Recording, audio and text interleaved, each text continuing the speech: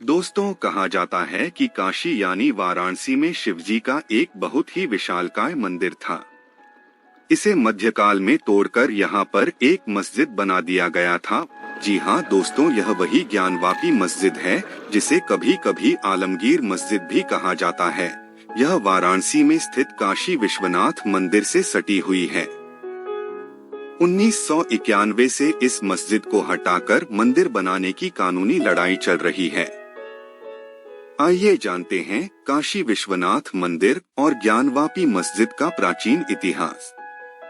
नमस्कार दोस्तों, gold mine knowledge TV में आप सभी का स्वागत है।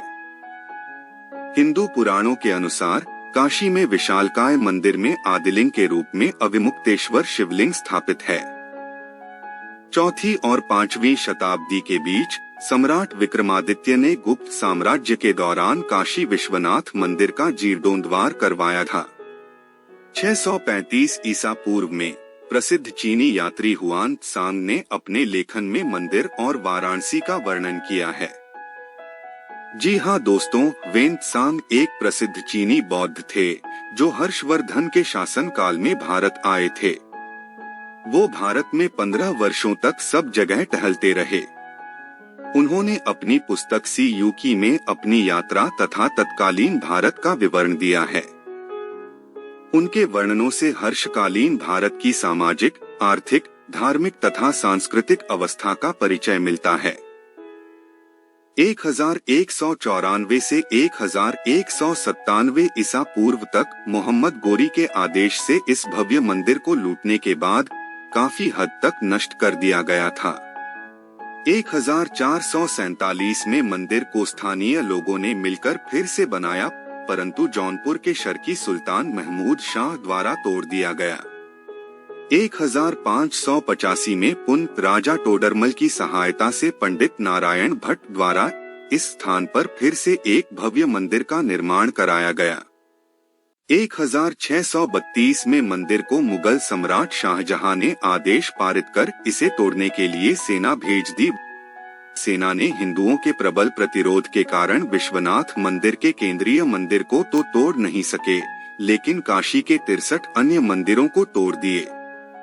18 अप्रैल 1669 को मुगल सम्राट औरंगजेब ने काशी विश्वनाथ मंदिर को ध्वस्त करने का आदेश दे दिया। यह फरमान एशियाटिक लाइब्रेरी, कोलकाता में आज भी सुरक्षित है। A.P. शर्मा की पुस्तक मध्यकालीन भारत में इस ध्वंस का वर्णन है।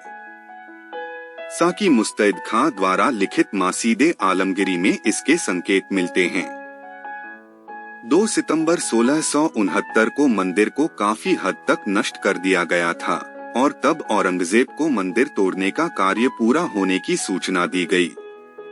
मंदिर परिसर के ही श्रृंगार गौरी, श्री गणेश और हनुमान जी के स्थानों को भी ध्वस्त कर दिया था और तब ज्ञानवापी परिसर में मस्जिद का निर्माण करवाया गया। मंदिर टूटने के 125 साल तक कोई विश्वनाथ मंदिर नहीं था, बस केवल मंदिर के अवशेष ही बचे थे। साल 1735 में इंदौर की महारानी देवी अहिल्याबाई ने ज्ञानवापी परिसर के पास वर्तमान काशी विश्वनाथ मंदिर का जीर्णोद्धार किया। ज्ञानवापी मस्जिद का विवाद पहली बार तब गरमाया जब साल 1809 में हिंदू समुदाय के लोगों द्वारा ज्ञानवापी मस्जिद को उन्हें सौंपने की मांग की। 30 दिसंबर 1810 को बनारस के तत्कालीन जिला दंडाधिकारी मिस्टर वाटसन ने वाइस प्रेसिडेंट इन काउंसिल को एक पत्र लिखकर ज्ञानवापी परिसर हिंदुओं को हमेशा के लिए सौंपने को कहा था, लेकिन यह कभी संभव नहीं हो पाया। साल 1830 में ग्वालियर की महारानी बैजाबाई ने इसी मंदिर में ज्ञानवापी का मंडप बनवाया और महाराजा नेपाल ने वहां विशाल नंदी प्रतिमा स्थापित करवाई। 1936 में पूरे ज्ञानवापी क्षेत्र में नमाज अदा करने के अधिकार के लिए ब्रिटिश सरकार के खिलाफ जिला न्यायालय में मुकदमा दायर किया गया था। वादी ने 7 गवाह पेश किए, जबकि ब्रिटिश सरकार ने 15 गवाह पेश किए। ज्ञानवापी मस्जिद में नमाज अदा करने का अधिकार स्पष्ट रूप से 15 अगस्त 1937 को दिया गया था, जिसमें कहा गया था कि ज्ञानवापी संकुल में ऐसी नमाज कहीं और नहीं पढ़ी जा सकती।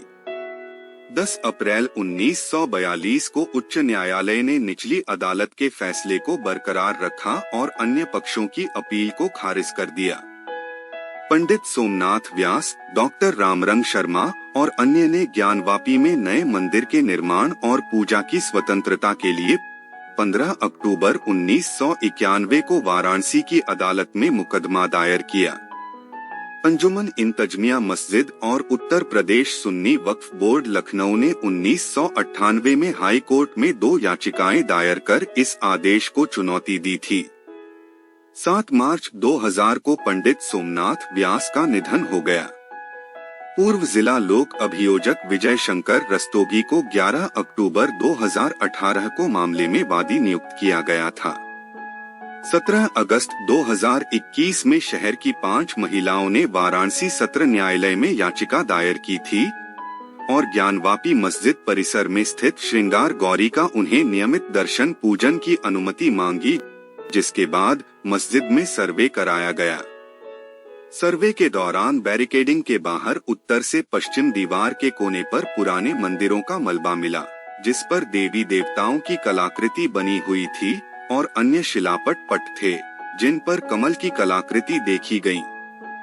पत्थरों के भीतर की तरफ कुछ कलाकृतियां आकार में स्पष्ट रूप से कमल और अन्य आकृतियां थीं। उत्तर पश्चिम के कोने पर गिट्टी सीमेंट से चबूतरे पर नए निर्माण को देखा जा सकता है।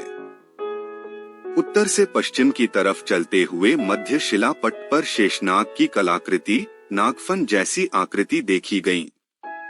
शिलापट पर सिंदूरी रंग की उभरी हुई कलाकृति भी थी। शिलापट पर देव विग्रह, जिसमें 4 मूर्तियों की आकृति बनी है, जिस पर सिंदूरी रंग लगा हुआ है। चौथी आकृति जो मूर्ति की तरह प्रतीत हो रही है, उस पर सिंदूर का मोटा लेप लगा हुआ है। शिलापट भूमि पर काफी लंबे समय से पड़े प्रतीत हो रहे हैं। मान्यता है कि पश्चिमी दीवार, जो कि पूरी तरह किसी मंदिर के मुख्य द्वार जैसा प्रतीत होता है, वो श्रृंगार गौरी मंदिर का प्रवेश द्वार होगा, जिससे बांस मिट्टी से बंद कर दिया गया है और मस्जिद के अंदर गर्भगृह होगा।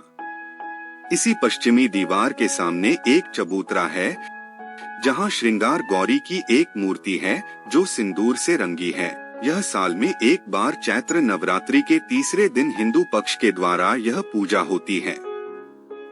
वजूखाने में पानी कम करने पर 2.5 फीट का एक गोलाकार आकृति दिखाई दी, जो शिवलिंग जैसा है।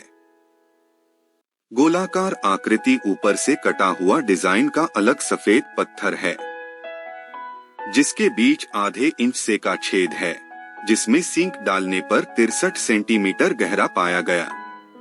इसे हिंदू पक्ष ने शिवलिंग बताया तो मस्जिद पक्ष ने कहा कि यह फव्वारा है, परंतु जब हिंदू पक्षकारों ने सर्वे के दौरान कथित फव्वारे को चलाकर दिखाने को कहा, तब मस्जिद कमेटी के मुंशी ने फव्वारा चलाने में असमर्थता जताई। फव्वारे पर मस्जिद कमेटी ने गोलमोल जवाब दिया। पहले 20 साल और फिर 12 साल से इसके बंद होने की बात कही गई। कथित फव्वारे में पाइप जाने की कोई जगह नहीं मिली है। रिपोर्ट में तहखाने के अंदर मिले साक्ष्यों का जिक्र करते हुए कहा है कि दरवाजे से सटे लगभग 2 फीट बाद दीवार पर जमीन से लगभग 3 फीट ऊपर पान के पत्ते के आकार की फूल की आकृति बनी थी। तहखाने में 4 पुराने खंभे पुराने तरीके के थे, जिसकी ऊंचाई 8 फीट थी। नीचे से ऊपर तक घंटी, कलश, फूल के आकृति पिलर के चारों तरफ बने थे। बीच में 2 नए पिलर नए ईंट से बनाए गए थे। एक खंभे पर पुरातन हिंदी भाषा में 7 लाइनें खुदी हुई, जो पढ़ने योग्य नहीं थी। अन्य तहखाने में पश्चिमी दीवार पर हाथी के सूंड की टूटी हुई कलाकृतियां और दीवार के पत्थरों पर स्वास्तिक और त्रिशूल और पान के चिन्ह और उसकी कलाकृतियां बहुत अधिक भाग में खुदी हैं। इसके साथ ही घंटियां जैसी कलाकृतियां भी खुदी हैं। ये सब कलाकृतियां प्राचीन भारतीय मंदिर शैली के रूप में प्रतीत होती है, जो काफी पुरानी है, जिसमें कुछ कलाकृतियां टूट गई हैं। कोर्ट के आदेश के अनुसार ज्ञानवापी मस्जिद के सर्वे का काम पूरा हुआ। दोस्तों, यह जानकारी हमने इंटरनेट पर उपलब्ध खबरों और सूचनाओं के माध्यम से एकत्रित की है, ताकि आपको सही और ताजा जानकारी पहुंचा सकें। और दोस्तों, यह वीडियो केवल जानकारी साझा करने के लिए बनाया गया है। इससे किसी धर्म या व्यक्ति विशेष को ठेस पहुंचाना नहीं है।